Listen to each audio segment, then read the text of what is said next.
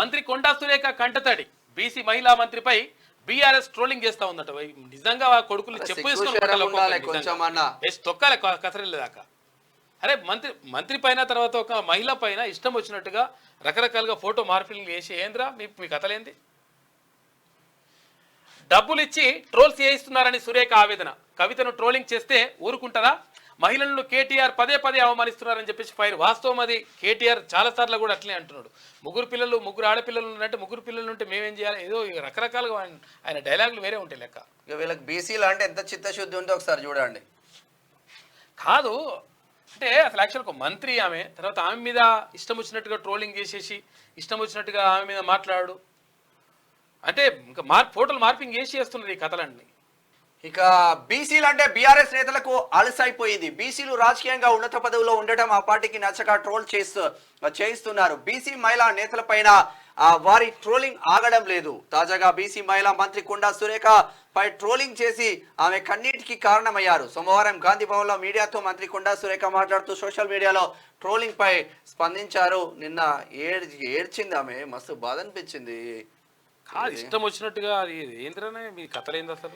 BJP MP Raghunandan Rao తన ఫోటోలతో కొంతమంది సోషల్ మీడియాలో అసభ్యకరంగా రీతిలో పోస్టులు పెట్టి అవమానించారని ఆవేదన వ్యక్తం చేశారు. ఈ పోస్టును చూశాక అన్నం తినలేదని, నిద్ర కూడా పోలేకపోతున్నానని, దండ వేసినంత మాత్రాన ఇంత చిల్లరగా. అరే ఒక మంత్రిగా, ఆమె మెదక్ జిల్లాకు ఇన్ఛార్జిగా, మెదక్ ఎంపీగా ఉన్న తర్వాత ఒక ప్రేమగా ఒక దండేసిండు. ఆయన దండేస్తే ఇట్లా ట్రోల్ చేస్తారా?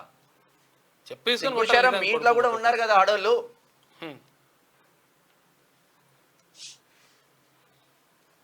వాళ్ళ బీసీ మంత్రులనే టార్గెట్ చేస్తారు వీళ్ళు. అలా బీఆర్ఎస్ లో ఉన్న బీసీలారా జరా సోచాయించాలి మీరు. గతంలో సీతక్క పైన చేసింది ఇట్లా ట్రోలింగ్, ఇష్టం వచ్చినట్టుగా ఎవరి మీద పడితే వాళ్ళ మీద.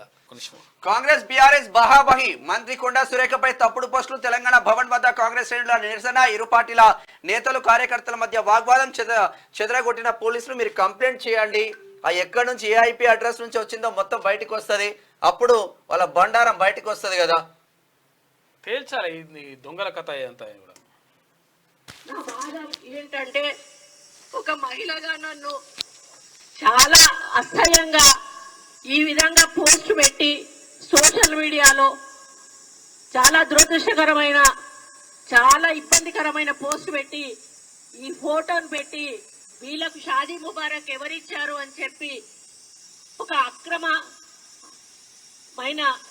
మాటగా దాన్ని చిత్రీకరించి చాలా అవమానపరచడం నాకు చాలా బాధను కలిగిస్తూ ఉంది. నిన్నటి నుంచి కూడా నేను అన్నం తినలేదు, నిద్రపోలేదు. ఒక మహిళగా ఈరోజు వాళ్ళ ఇంట్లో తల్లులు ఉన్నారు, చెల్లెళ్ళు ఉన్నారు, బిడ్డలు ఉన్నారు. టీఆర్ఎస్ వాళ్ళందరూ కూడా ఈరోజు కొంత గ్యాంగ్ను ఏర్పాటు చేసుకొని ఈరోజు వాళ్ళు ఇటువంటి లంగా కథరెట్టారు తొక్కాలి ఒక్కొక్కరి కొడుకుని నిజంగా పట్టుకొచ్చి. ఏంద్రాదే ఒక మంత్రి, తర్వాత మహిళ, తర్వాత ఆమె మీద ఇష్టం వచ్చినట్టుగా. అరే గౌరవంగా తర్వాత పూలదండ అందిస్తే ఆ విషయాన్ని షాదీ ముబారక్, తర్వాత ఈ కళ్యాణ లక్ష్మ, మీ చెల్లెనో మీ అమ్మనో లేకపోతే మీ అక్కనో లేకపోతే ఇంకోరు ఉంటే వాళ్ళని అట్లే చేస్తావారా? Waste fellow. ఎవడు చేసిండి ఇది అంతా? మొత్తం బీఆర్ఎస్ అంతా కూడా ఇటువంటి లంగా కథలు చేయిస్తుంది మొత్తం.